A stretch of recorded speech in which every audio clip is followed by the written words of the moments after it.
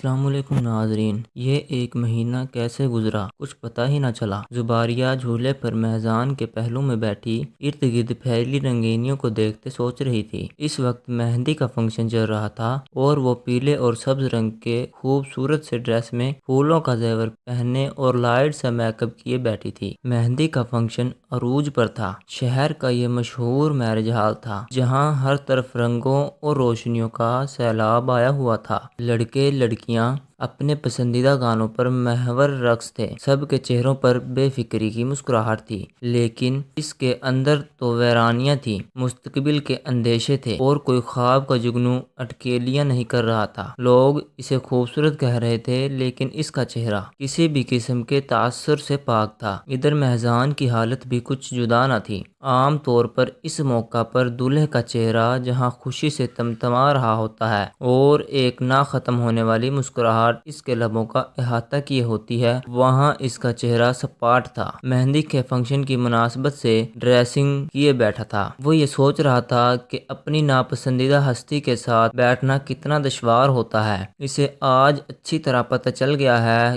وہ خود پر جس طرح ضبط کیے ہوئے تھا یہ وہی جانتا تھا یا اس کا خدا۔ اسے باقی لوگوں پر بھی شدید غصہ آ رہا تھا جو زباریہ کی جھوٹی مٹھائی اسے کھلانے کی کوشش کرتے تھے۔ اس کا دل کر رہا تھا کہ زباریہ کا اٹھا کر کہیں دور پھینک آئے جہاں سے وہ واپس نہ آ سکے، لیکن دل کی اس خواہش کو دبانا فی الحال وقت کا تقاضا تھا۔ فنکشن ختم ہونے کے بعد جب مہمانوں نے جانا شروع کیا تو مہجان ایک جھٹکے سے کھڑا ہوا اور دندناتا ہوا بنا کسی کی طرف دیکھے ہال سے باہر نکل گیا اور زباریہ اس کی پشت کو لب کھینچتے آخر تک دیکھتی رہی۔ ہاں، میں تو جیسے مری جا رہی ہوں نا، اس کے ساتھ بیٹھنے کے لیے سب کو ایسے شور کروانا رہا ہے جیسے بڑا احسان کیا ہو میرے ساتھ بیٹھ کر۔ مہجان کے اس طرح اٹھ کر جانے سے باقی مہمانوں کے سامنے اس کی جتنی سبکی ہوئی تھی وہ محسوس کر کے اس کے دل میں کچھ لمحے پہلے ماحول کے زیر اثر بیدار ہونے والے چند جذبات بھی بھاپ کر اڑ گئے، جس کی جگہ ایک بار پھر سے نفرت نے لے لی۔ اچھا کیا مہجان تم نے تمہاری مجھے یوں سب کے سامنے نیچے دکھانے کی کوشش مجھے پھر سے اپنے عہد کی طرف متوجہ کر گئی ہے جسے میں بھولنے لگی تھی۔ اس نے نظریں دروازے کی سمت جمائے سوچا۔ مہجان ہال سے نکل کر پارکنگ ایریا میں آ گیا اور وہ گاڑی جو سارق صاحب نے اپنی سوئنگز سے چند دن پہلے خریدی تھی اس سے ٹیک لگا کر کھڑا ہو گیا۔ جس طرح کا رویہ وہ سٹیج پر بیٹھی دلہن کے ساتھ دکھا کر آیا تھا اس سے اسے ایک کمینی سی خوشی محسوس ہو رہی تھی۔ کم از کم اب وہ کسی خوش فہمی کو دل میں نہیں پالے گی۔ اسے بھی پتا ہونا چاہیے کہ وہ میرے نزدیک اس کی کوئی اہمیت نہیں۔ وہ انہی سوچوں میں گم تھا کہ کسی نے اس کے کندھے پر ہاتھ رکھا۔ اس کے پیچھے مڑ کر دیکھا تو نعمان کھڑا اسے گھور رہا تھا۔ مہجان اکھڑ پن سے بولا، اب تو خوشی ہوں گے نا آپ لوگ، آپ کی خواہش جو پوری ہونے جا رہی ہے۔ کیا کیا تو نے اندر، کیا کیا؟ مہجان بھول پن سے بولا۔ یہی تو میں پوچھ رہا ہوں، جب سارا وقت صبر کیے بیٹھے رہے تو کچھ دیر اور انتظار کر لیتے سب کے جانے کا، زباریہ کے ساتھ ہی اٹھتے۔ آپ مجھے بتائیں، اب میرا اتنا بھی حق نہیں ہے؟ میرا دم گھٹ رہا ہے تو میں باہر جا کر کھلی فضا میں سانس لے لوں، اور یہ کوئی اتنا بڑا ایشو نہیں ہے جتنا آپ بنا رہے۔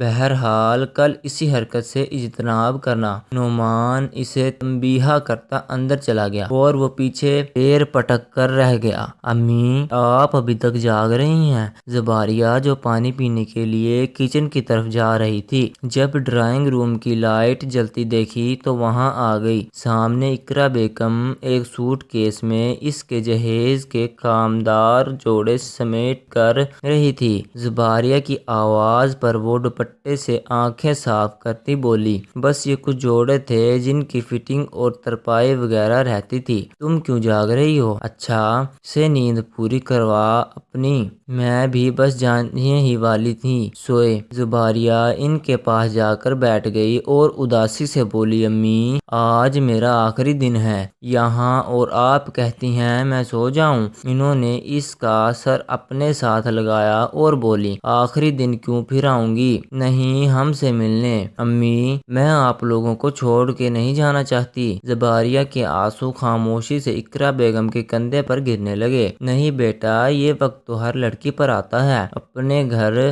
اپنے ماں باپ، اپنے بہن بھائی چھوڑنا کسی لڑکی کے لیے آسان نہیں ہوتا، لیکن پھر بھی اسے یہ سب کرنا ہوتا ہے کیونکہ یہی قانون قدرت ہے۔ صدیوں سے یہی روایت چلی آ رہی ہے کہ عورت کو اپنا سب کچھ چھوڑ کر اپنے شوہر کا گھر بسانا ہوتا ہے۔ امی، لیکن یہ انصاف نہیں ہے، ہمیشہ عورت ہی قربانی کیوں دے؟ قربانی تو دونوں کو برابر ہی دینی پڑتی ہے۔ گھر بسانے کے لیے عورت گھر چھوڑتی ہے تو مرد بھی اپنی بے فکری کی زندگی سے نکل آتا ہے۔ اسے بھی اپنی بیوی کو خوش رکھنے کے لیے اپنی بہت سی خواہش ترک کرنا پڑتی ہے۔ زباریہ خاموشی سے سنتی رہی۔ کچھ دیر دونوں خاموش رہے، پھر اقرا بیگم زباریہ سے بولی، اب کل سے تمہارا گھر وہی ہے، تمہیں وہی اپنا دل لگانے کی کوشش کرنی ہے۔ میں بھی تمہیں وہی نصیحت کروں گی جو ہر ماں اپنی بیٹی کو کرتی ہے کہ جو بھی ہو جائے تم نے صبر اور حوصلے سے کام لینا ہے، ہماری عزت تمہارے ہی ہاتھ میں ہے، اب چاہے وہ مجھے مارے پھر بھی۔ زباریہ نے خفگی سے کہا، پاگل میزان، کیوں مارے گا تمہیں؟ اللہ نہ کرے کبھی ایسا کچھ ہو۔ اچھا اٹھو بھی، اب صبح تک یہی بیٹھے رہنے کا ارادہ ہے کیا؟ جاؤ شاباش۔ اور زباریہ کمرے کی طرف جاتی سوچنے لگی، امی بے شک آپ کی ساری باتیں سچ ہوں گی، لیکن ضروری تو نہیں کہ میں ساری مانوں بھی۔ وہ ریڈ شیروانی میں ملبوس، خود پر پرفیوم چھڑکتا اپنے آپ کو سامنے آئینے میں دیکھ رہا تھا۔ کل ساری رات یہی سوچ کر میرا دماغ پھٹتا رہا کہ تم بھی اس کمرے کا حصہ دار بن جاؤ گی اور تمہارا وجود میرے لیے کتنا ناقابل برداشت ہے یہ میں جانتا ہوں، اسی لیے میں نے یہ سوچ لیا ہے کہ میں اپنی ساری زندگی تمہارے ساتھ رہ کر برباد نہیں کروں گا، بلکہ جیسے ہی کوئی موقع ملے گا بہت جلد کسی اور کو اپنی زندگی میں شامل کر لوں گا، بس مجبوراً تب تک تمہارے ساتھ مجھے سب